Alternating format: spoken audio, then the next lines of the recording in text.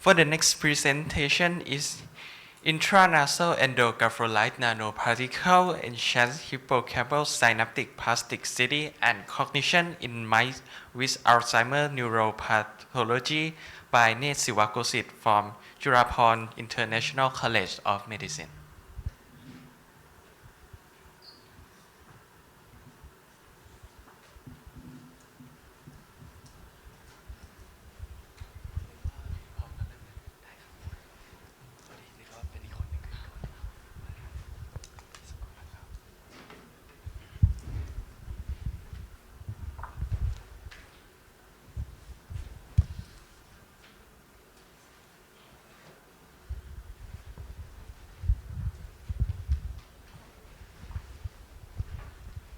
I know that this presentation is probably right before the break, so everyone is probably exhausted, but please bear with me. I'll make it as short as possible.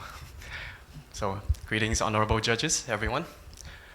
Alzheimer's disease, or AD for short, is a disease that's notorious for stealing our precious memory, turning those even closest to us, loving grandparents, into those who can feel like strangers. This devastating disease has been rising, with death rates increasing steadily from the year 2000 to 2018.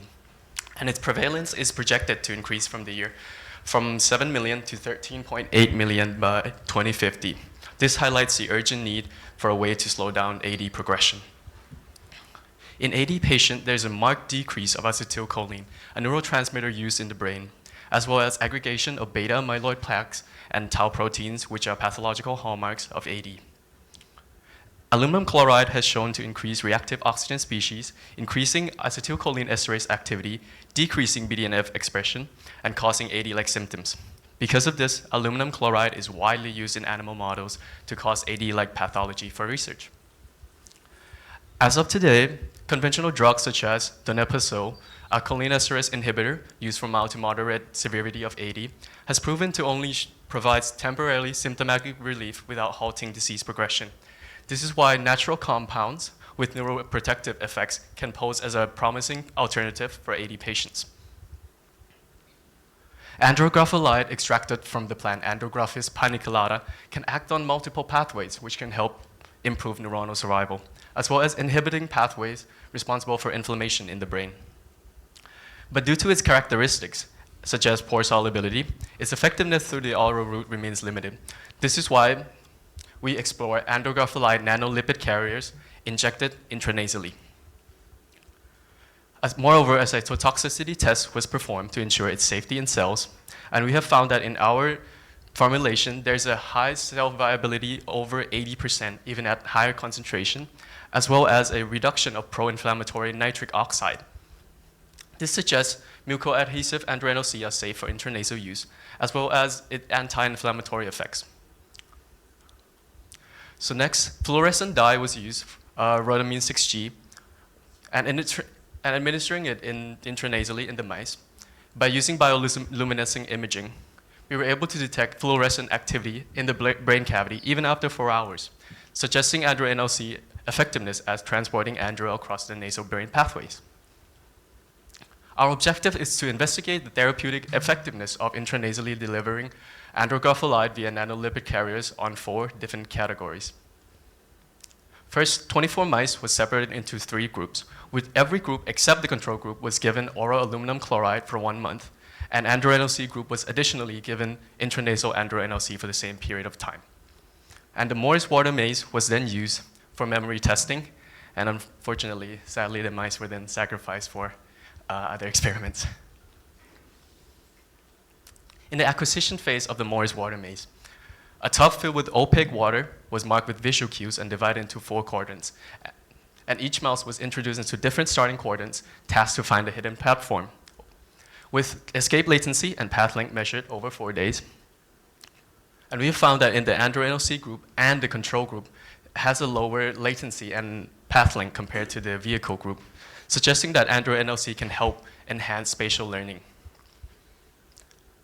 In the pro phase, both the visual cues and the platform was removed, and the time spent in the target quadrants and the number of time crossed where the former platform location was measured. And we have found that in andro group, there is a much higher time spent in the target quadrant as well as a number of time crossing with the former platform location, suggesting that andro-NLC can help indicating improved memory. And later, brain samples were collected and then stained using nasal staining. At the hippocampus, specifically at the dentate gyrus, due to its strong relationship with memory. And then as you can see, the vehicle group exhibit a much lower granular layer thickness, as well as neuron survival. In both cell survival and granular layer thickness, the andro-NLC group saw much higher compared to vehicle, suggesting andro-NLC ability to protect against aluminum chloride-induced neurodegeneration.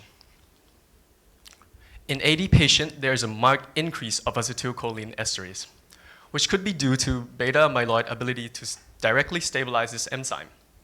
We use ELISA technique to detect its activity. We have found that in both beta amyloid and acetylcholine esterase activity, there's a marked increase in the vehicle group in both, compared to the andro and the control group. This suggests andro-NLC ability to mitigate aluminum chloride-induced beta amyloid as well as acetylcholine esterase overactivation. Furthermore, we then use Western blotting to detect BDNF expression. And we have found that in andro-NLC group, there's a much increase of BDNF expression, even over beyond the control group. This suggests that andro-NLC can help promote BDNF expression by restoring the levels reduced by aluminum chloride. In conclusion, andrographolide loaded nanolipid carriers intranasally injected can interact with multiple pathways which can help benefit the brain by preserving granular cell layer thickness, decreasing acetylcholine esterase expression, and increasing BDNF expression. And finally, can inhibit pathways which are responsible for beta amyloid pathology and help improve memory. Beyond the laboratory, this work also supports sustainable healthcare by transforming a traditional herbal medicine and transforming it into accessible therapeutics for AD patients, supporting SDG3 and SDG9. Inspired by the Royal Initiative to preserve and indicate. Lastly, I want to tell you all about my favorite quote of all time, which is, though those with Alzheimer's disease may forget us as a society must remember them. And thank you.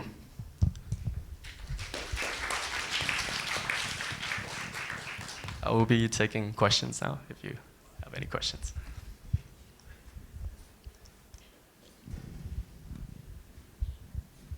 See, I kept it short. Do you suggest the andrographolide nanoparticle as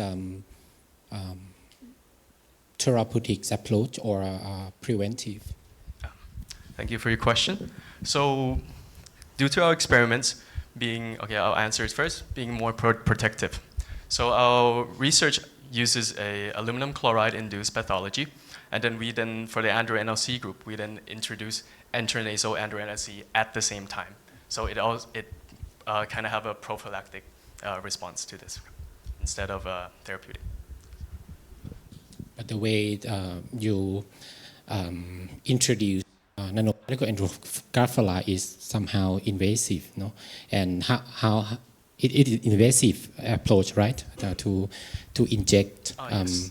A nanoparticle to the brain via a nasal route, and how you imagine the protective effect with invasive administration. In reality, you would like to develop treatment in next step. Yeah. So we actually tested a lot of tests, for example, a cytotoxicity test to ensure its safety. For example, and we also I mean, so if it's effective, it means that healthy people yes gonna take it, and so. I would say that protective in terms of worsening the symptoms of AD.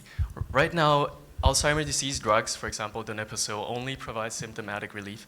So I think that andrographolide really can benefit those who already have mild to moderate severity of AD, and then they take intranasally andrographolide and help reduce further progression of AD. So it's protective in that sense. Any other questions? Can you go to your conclusion slide? Yes.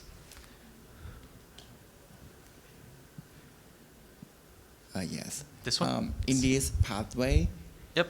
at which point that you have been verified by this study, and which point that still the speculation of the mechanism? Oh, right now we only know the effects, for example, preserving granular layer from the histology slides and other acetylcholinesterase expression. This is mostly using already existing research and then speculating what the mechanism of this is.